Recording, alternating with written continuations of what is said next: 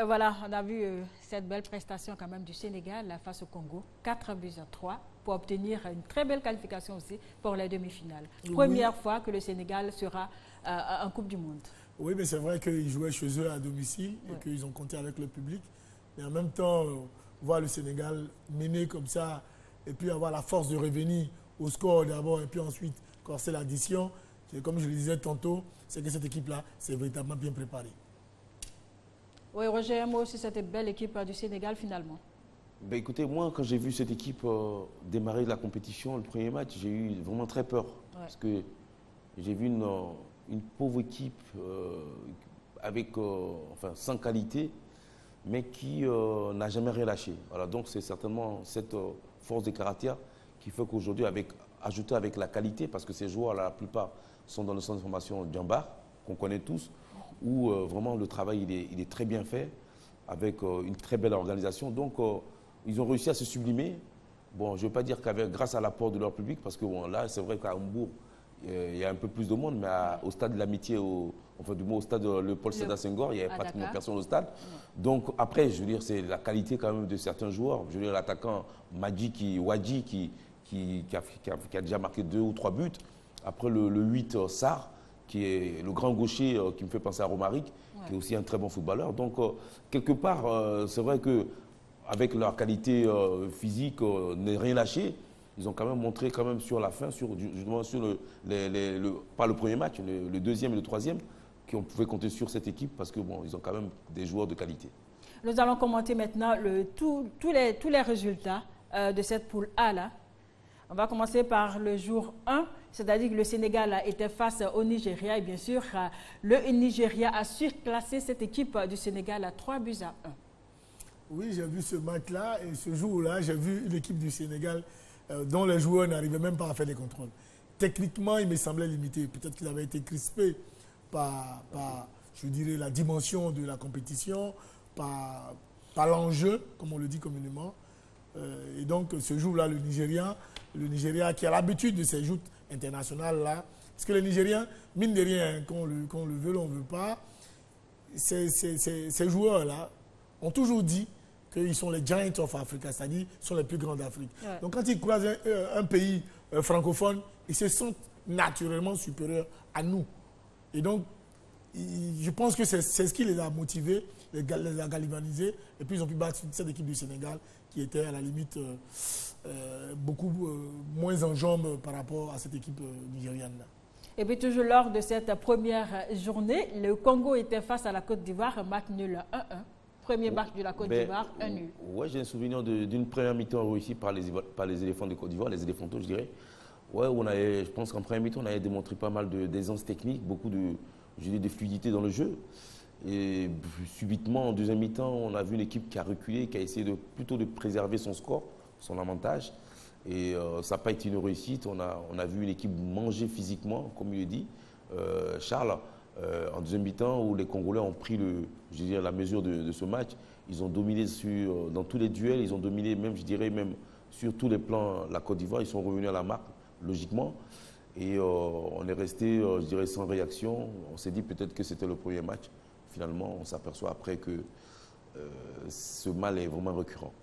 Et puis lors de la deuxième journée, l'ogre Nigeria a encore fait parler de lui, 4-1 face au Congo. Et puis la Côte d'Ivoire a encore concédé le nul 2-2 face au Sénégal. Lors de la troisième journée dont on a parlé tout à l'heure, le Nigeria et la Côte d'Ivoire ont coupé encore la poire en deux buts partout. Et puis le Sénégal, 4 buts, le Congo, 3 buts seulement, qui permet au Sénégal de se qualifier. Mais vous vous souvenez du deuxième match de la Côte d'Ivoire, hein? Oui. On revient vraiment sur un pain béni de Bédia qui égalise sur sa première balle, ou peut-être pas, mais on égalise sur la fin. Mais on a vu vraiment une équipe de Côte d'Ivoire, surtout en deuxième mi-temps, complètement dépassée, je dirais même sur le plan physique. Et c'est vrai que sur le plan physique, on était dépassé, mais on n'a jamais réussi techniquement même à sortir le ballon, à contourner cette équipe sénégalaise. On s'est fait laminer, on n'arrivait plus à ressortir, même les défenseurs complètement acculés dans leur but. C'était vraiment pas beau, mais quand même on a réussi à prendre un point. Mais dans une compétition comme les Coupes d'Afrique, c'est surtout, je veux dire, tant qu'on est en vie, on a toujours des chances d'aller au bout. Malheureusement, on a quand même montré certaines lacunes, dont celle la plus criable, c'était quand même, je dirais, où physiquement on a péché beaucoup. Oui, Charles? Oui, moi, par exemple, le premier match contre le Congo, Oui. on a joué sans un banc victorien, le joueur de Chelsea. Oui. Le second match, on a vu que techniquement, physiquement, il était au-dessus du lot. Je pense que aussi, un banc victorien, comme il avait été suspendu déjà pour le premier match, sinon, certains échos qui me sont parvenus m'ont fait état de ce qu'il a participé pleinement à la préparation et que voilà, dans les dernières minutes, le sélectionneur s'est rendu compte qu'il était suspendu. Ouais. Mais je suis convaincu que si les jeunes gens avaient sa condition physique, sa compétitivité, lui aussi, il a craqué vers la fin parce qu'il n'avait pas... Oui, mais c'est clair qu'on ne peut que craquer. Quand vous jouez à 11, il y a 2 ou 3 qui sont à court physiquement, il y a les compensations qui se font et finalement, l'équipe est obligée de jouer derrière. Sinon, je suis convaincu que si l'équipe était au top niveau physique d'un banc victorien, je pense que cette équipe-là, vraiment, serait qualifiée pour ce mondial-là. Nous allons commenter maintenant le tableau de classement de cette poule A. Premier, Nigeria, évidemment, avec 7 points. Le Sénégal suit, deuxième, avec 4 points. Et puis la Côte d'Ivoire arrive en 3e position, 3 points. Le Congo, 1 point seulement. Et on connaît les 2 qualifiés, c'est le Nigeria et le Sénégal. C'est normal que ce soit les 2 qualifiés de cette poule, plus ou moins. Non, franchement, quand on a décrié, bien sûr, la prestation des éléphants. Oui, moi, je n'ai pas décrié la prestation des éléphants parce que, fort de leur préparation, je m'attendais pratiquement à cette élimination. Le miracle m'aurait, à la limite, surpris dans une certaine mesure. Mais j'ai mal de voir que ce soit aujourd'hui le Sénégal, pour moi, qui n'était pas une grande équipe, se qualifier par rapport à la Côte d'Ivoire. C'est un peu ça. Je souhaite vivement qu'on mette les choses à plat et qu'on redessine un peu les tableaux comme il se doit. Pour une fois, que cette victoire des éléphants au niveau senior puisse nous servir dans tous les domaines, soit pour les juniors, les cadets, même les mini, même les jeunes filles, pour qu'on puisse mieux nous organiser, pour pouvoir véritablement nous qualifier régulièrement pour les compétitions. Parce que c'est seulement la Coupe du Monde qui apporte beaucoup plus de capitaux au niveau du football ivoirien. Ça, il faut le souligner. Donc ne pas se qualifier pour la Coupe du Monde, c'est dire que c'est un manque à gagner qui est colossal. Et c'est pour ça que j'ai un peu mal pour le football ivoirien qui est plus ou moins orphelin au niveau des finances. Roger, dans cette poule A, Nigeria, Sénégal, de bons qualifiés? Oh non, je peux pas être d'accord avec ça parce que, comme je vous l'ai dit, cette équipe, parce qu'on parle de génération là, cette équipe qui ne s'est pas qualifiée pour, je dirais, pour le mondial et surtout pour la suite de ce championnat d'Afrique, je dirais que c'est une déception parce que cette équipe-là, 2 ans avant, a remporté une Coupe d'Afrique pratiquement avec les mêmes joueurs. Donc, dans la continuité, il y a quand même, je dirais, un coup de frein qui est quand même dur à digérer. Surtout qu'il y avait en ligne de mire en plus la Coupe du Monde. Parce que cette Coupe du Monde, ça donne encore de l'espérance pour ces jeunes-là qui seront certainement appelés à être nos représentants après avec les seniors. Donc, pour moi, c'est une progression qui s'arrête là. Mais j'espère vraiment que tout le monde prendra conscience que on a des joueurs de qualité, on a une nation maintenant qui est quand même qui fait partie des grandes nations du football. Et ne pas voir la Côte d'Ivoire dans cette catégorie d'âge en Coupe du Monde, c'est quand même pour moi, je dirais, inacceptable. Voilà, faut pas se leurrer. La Côte d'Ivoire aujourd'hui fait partie des grandes nations de football, même des grandes nations de football africains. Le Nigeria, la Côte d'Ivoire, le Ghana, ces équipes-là, normalement, doivent se retrouver en Coupe du Monde. Et je dirais que pour nous, les Ivoiriens, c'est quand même, je dirais, c'est une leçon à retenir. J'espère qu'on arrivera à se transcender et puis ne pas faire les mêmes erreurs qu'on a pu faire là. Nous allons marquer maintenant une courte pause et nous revenons tout à l'heure pour la deuxième partie de notre émission.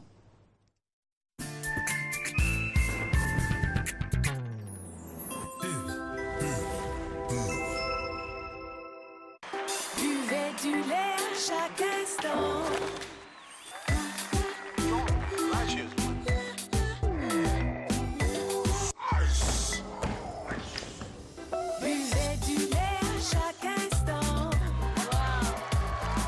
Le lait Bonnet Rouge regorge de micronutriments essentiels. Alors, plus on en boit, plus on a de force. Buvez Bonnet Rouge à chaque instant, le vrai lait hollandais. Maintenant disponible en sachet.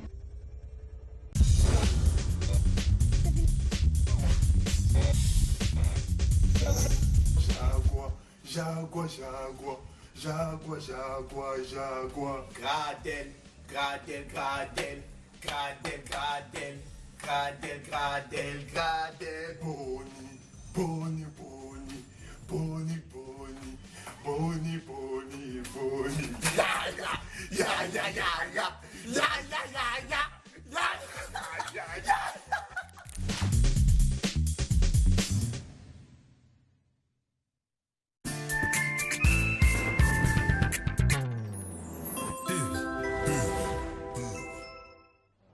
Nous avons un invité sur ce plateau. Il s'agit de M.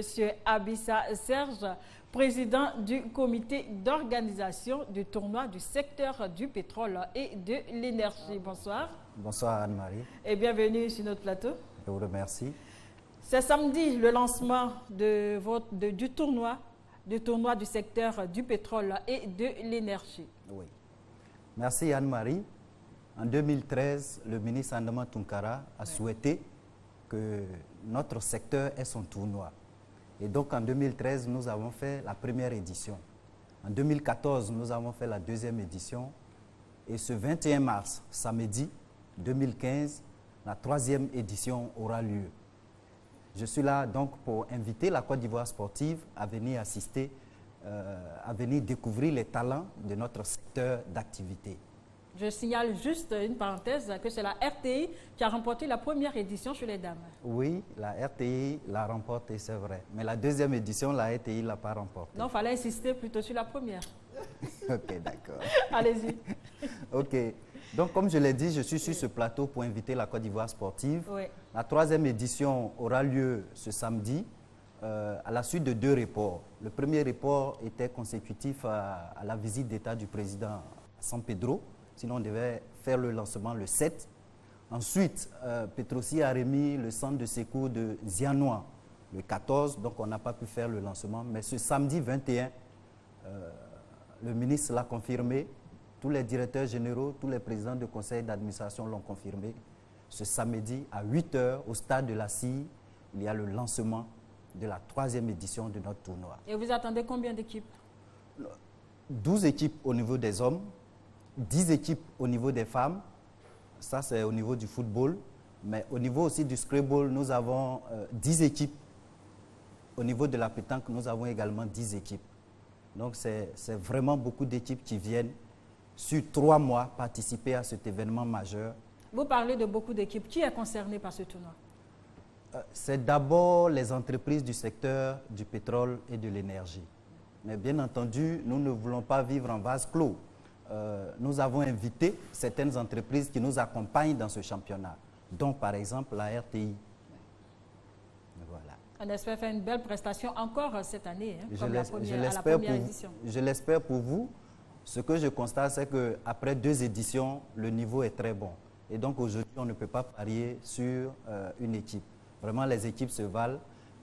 Vous avez l'année dernière, vous avez été au terrain, vous avez vu que oui, le niveau était bon et très bon. Et en dehors du football, il y aura quoi comme discipline?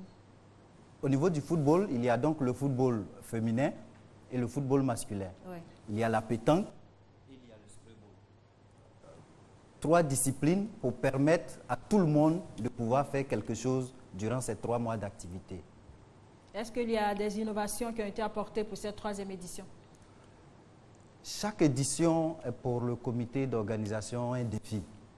Il faut dire que dans ce championnat que nous organisons, il y a le tournoi, mais il y a aussi le dîner gala.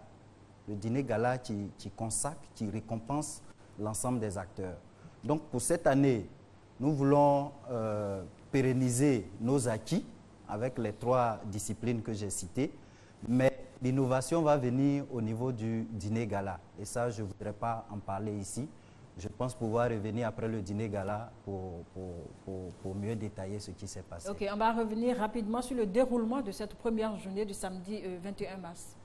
Alors, le samedi à 8 h, en présence de Monsieur le ministre et d'autres ministres invités, de tous nos directeurs généraux, de tous nos présidents de conseil d'administration, nous avons la cérémonie de lancement. C'est tout le folklore, c'est la grande parade de toutes ces entreprises qui vont défiler devant leurs directeurs généraux, devant Monsieur le ministre. Et puis, c'est les premiers matchs. C'est les premiers matchs de ce grand championnat. Au niveau des hommes, si vous permettez, la RTI rencontre la CI. Au niveau des dames, Geste aussi croise le fer avec Anaré, Côte d'Ivoire Énergie. Et Petrosi joue contre Serenity. Ça, c'est au niveau du football. Au niveau de la pétanque, il y a Puma Énergie qui joue contre SMB. Au niveau du Scrabble, il y a Petro Ivoire qui joue contre Ocitam. Ouais. Voilà. Ok, vous avez un appel à lancer? Oui, je voudrais inviter tous les acteurs. Monsieur le ministre sera là, il a confirmé au cours d'une audience qu'il nous a accordée la semaine dernière. Nous voulons inviter tous les acteurs à se mobiliser parce que cette fête est la nôtre. Mais surtout, nous pensons que le sport nous permet de nous connaître, nous permet de former une grande famille. Et donc, nous invitons les acteurs à venir, à se déplacer, à participer massivement à ce que nous faisons.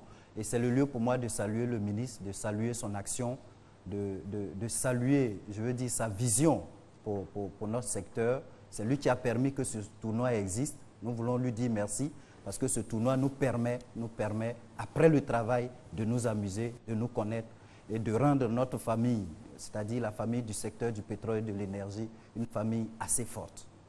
Merci, Monsieur Abissa Serge. Je rappelle que vous êtes le président du comité d'organisation du tournoi du secteur du pétrole et de l'énergie. Un tournoi qui commence ce samedi 21 mars à partir de 8 h au stade de la CIR. Merci à vous. Merci, Yanouari. Nous allons poursuivre avec le groupe B de ce championnat d'Afrique des moins de 20 ans.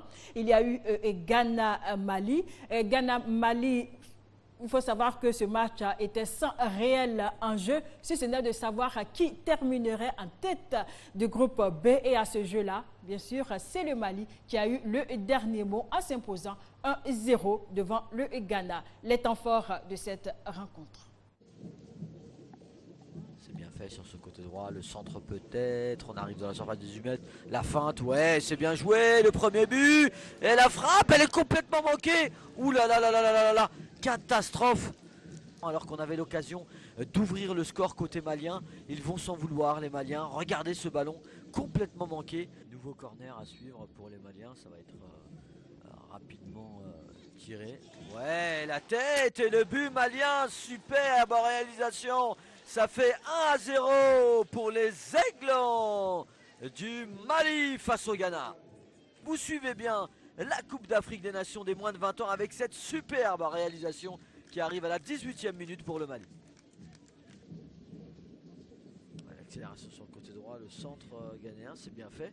Ce ballon, le crochet du gauche, la frappe, oh là là, c'était bien joué. Superbe action emmenée par les Ghanéens. Toujours cette faculté à faire circuler le ballon parfaitement, la tête, la frappe, oulala, il est devant les buts et il manque le cadre, oulala, c'était superbement joué ce centre, ballon pour le Ghana, le coup franc qui est tiré au deuxième poteau, la tête, elle est cadrée, oulala, encore une fois, action chaude, bien maîtrisée par le gardien malien.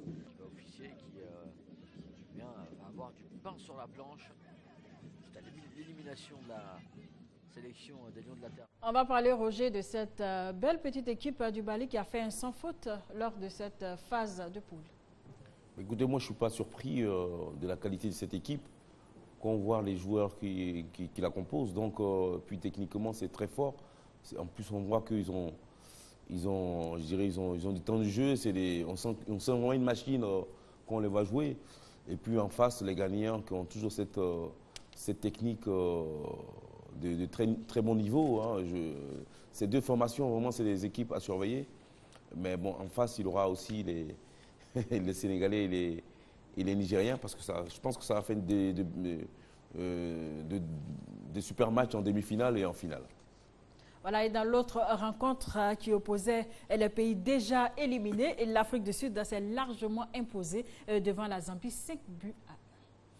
C'est vraiment dommage pour une nation comme celle de l'Afrique du Sud qui a un championnat véritablement professionnel. J'avais pensé que ce statut de véritable championnat professionnel lui aurait permis de pouvoir aligner quand même dans ces compétitions internationales là, une belle équipe de cadets, une belle équipe de juniors qui allait vraiment aboutir sur l'équipe senior. Et puis de l'avoir comme ça sorti à ce niveau-là, c'est vraiment dommage. Et je ne peux que féliciter, si vous me permettez, le Mali qui depuis peu a lancé une certaine politique qui aujourd'hui paye, pour ne pas dire qui donne des véritables fruits. Parce que quand on voit les cadets vraiment étrier les uns les autres au Niger, on voit aujourd'hui les juniors aller se qualifier pour le mondial. Je dis que le football malien a un devenir vraiment aussi réluisant, comparativement plutôt aux Sud-Africains, ma foi, qui m'ont beaucoup déçu. Nous allons voir rapidement le tableau des résultats de ce groupe B. Lors de la première journée, le Ghana s'est imposé 2-0 face à l'Afrique du Sud. Le Mali s'est imposé 1-0 face à la Zambie.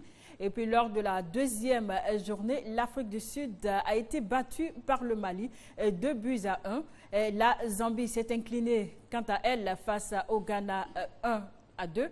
Et puis l'Afrique du Sud, lors de la troisième journée, nous le disions tantôt, a fait fort en s'imposant, même si ça comptait pour du beurre. L'Afrique du Sud s'est imposée devant la Zambie 5 buts à 2. Et puis le Ghana a été battu par le Mali 1 but à 0.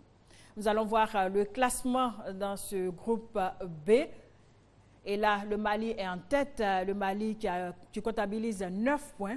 Suivi du Ghana deuxième avec 6 points. Et puis l'Afrique du Sud arrive en troisième position avec 3 points.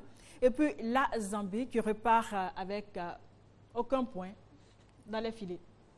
Oui, parce que c'est par rapport à ces autres nations, la Zambie on le savait avant, la Zambie est en dessous. Voilà, donc le Nigeria, en fait du moins le Ghana et le Mali sont logiquement en tête de ce groupe. Parce que c'est des bonnes équipes avec des super joueurs, des joueurs qui ont une qualité technique, je dirais, de très bon niveau. Et puis on verra certainement un grand match entre le Ghana et le Nigeria. Parce que je pense que ces deux pays anglophones là ont l'habitude de jouer l'une contre l'autre. Donc ça va certainement faire aussi, je crois, une belle demi-finale. Je dirais même que c'est dommage de voir ces deux équipes là se rencontrer en demi-finale. C'est dommage. Nous allons voir bien sûr l'affiche, sinon les affiches de ces demi-finales. Le Nigeria sera face au Ghana le mercredi 18 mars à partir de 17h GMT. Et puis le jeudi 19 mars, l'autre demi-finale va opposer le Mali au Sénégal. On va parler de cette demi-finale Nigeria-Ghana. Moi, je dirais que le Nigeria et le Ghana, de toute façon, ces deux équipes. La première chose qu'on doit souligner, c'est que c'est le football ouest-africain qui gagne. Ouais. Ça voudrait dire que le beau football, la technique, le physique et autres se trouvent en Afrique de l'Ouest. C'est ce que je disais tantôt. En Afrique de l'Ouest, ici, nous sommes déjà techniquement doués. Il ne nous reste plus que l'organisation pratique pour pouvoir mieux illustrer nos différents talents. Mais pour ce qui est de cette demi-finale-là, je pense que le Nigeria qui nous a habitués à des grandes surprises au plan international, pas avec une légère avance par rapport au Ghana, à mon sens. Parce que le Nigeria, je ne dirais pas que c'est des gros tricheurs, permettez-moi l'expression, mais ils nous ont habitués quand même à pas mal de choses. Mais généralement, ils sont sortis toujours victorieux dans ce type de compétition. Mais le Ghana aussi a de la valeur aujourd'hui. Et ces jeunes Ghanéens-là vont donner du fil à retour au Nigeria. Ouais. Mais le Nigeria n'est pas favori pour moi. Et l'autre affiche, Mali-Sénégal. Ouais, quand on voit la qualité de l'équipe du Mali, on dira que le Mali part avec une longueur d'avance. Mais en même temps, j'ai envie de dire que le Sénégal joue à domicile. Et j'en suis sûr qu'elle sera accompagnée par un public, j'espère cette fois-ci, un public déterminé qui va certainement propulser cette équipe jusqu'à la porte de la finale. Mais pour moi, le Mali a quand même une longueur d'avance Parce que c'est une équipe quand même on sent une équipe qui est chevronnée, qui a l'habitude de jouer ensemble. On sent aussi des joueurs qui sont en confiance et qui vont certainement aussi se faire, je veux dire, qui vont vouloir montrer à beaucoup de gens que cette place de demi-finale n'est pas usurpée. Mais bon, contre une équipe qui joue à domicile, il faudra toujours s'en méfier. Nous allons parler maintenant de l'ASEC Mimosa, qui a fait sa sortie ce week-end pour les 16e de finale aller de la Coupe de la Confédération. Et là, l'ASEC Mimosa a concédé le nul face à Al-Ittihad de Tripoli 1-1. Je ne cesserai de le dire. L'ASEC d'Abidjan nous a habitués, cette équipe de l'ASEC nous a habitués à de belles soirées, à de belles rencontres. C'est dommage qu'aujourd'hui nous sommes dans un football dans lequel il n'y a maintenant que des jeunes gens qui sortent des centres d'information, ça et là, qui ne bénéficient pas d'une unité d'information. Et qu'aujourd'hui, voir une équipe de Libye qui sort, sinon qui est encore dans une guerre terrible, venir tenir l'ASEC d'Abidjan en échec, c'est vraiment dommage. J'espère que Alain Guamene trouvera la solution qu'il faut pour pouvoir aller éliminer cette équipe-là chez elle à domicile. Mais sinon, en Tunisie, pardon. Sinon, pour ce que j'ai vu, je pense que la SEC avait vraiment les moyens de battre cette équipe-là. Mais une fois de plus encore, on dira que Charles, tu exagères un peu. Mais je dis, tant qu'on n'est pas en compétition, tant qu'on n'est pas dans l'adversité, on ne peut pas, à un certain niveau de la compétition, égaler les plus grands. Et la SEC d'Abidjan ici, aujourd'hui, joue avec qui? Comment? Où? Parce que pour gagner la Coupe d'Afrique, il faut être dans une certaine adversité. C'est dans cette adversité-là qu'on peut rivaliser les plus grands. Et malheureusement, nos équipes, bon, vraiment c'est dommage. C'est vraiment dommage. On aura l'occasion d'en parler encore et encore. Merci Charles. Nous allons terminer avec cet élément filmé.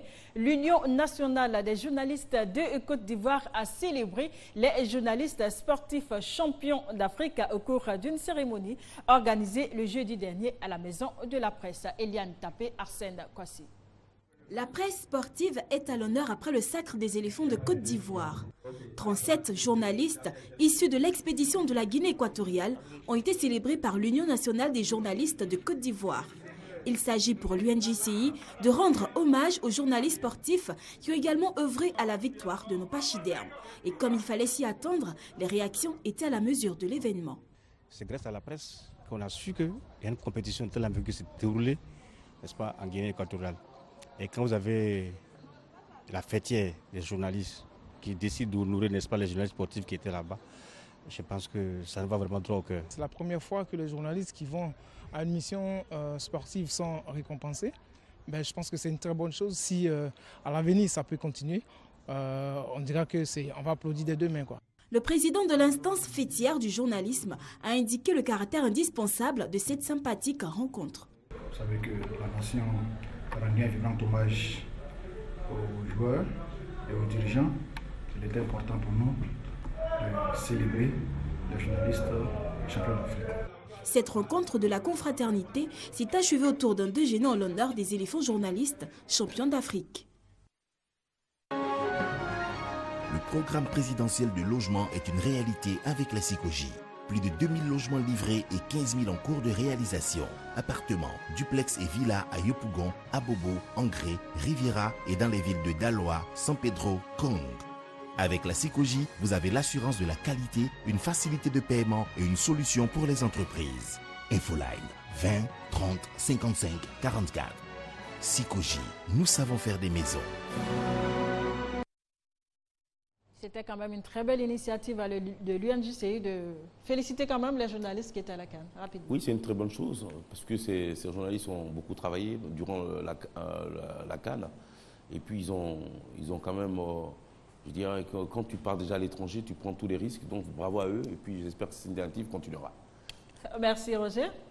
Ben non, on ne peut que les remercier et les féliciter pourvu qu'ils continuent de nous donner des critiques constructives et non des critiques incendiaires. Merci beaucoup à vous, très chers consultants. Il s'agit de Roger Boli, mais encore merci. Et Charles Dago, merci d'avoir été présent sur ce plateau. Merci à la réalisation. Merci bien sûr à vous, chers téléspectateurs. Restez sur RTI1. Le programme continue.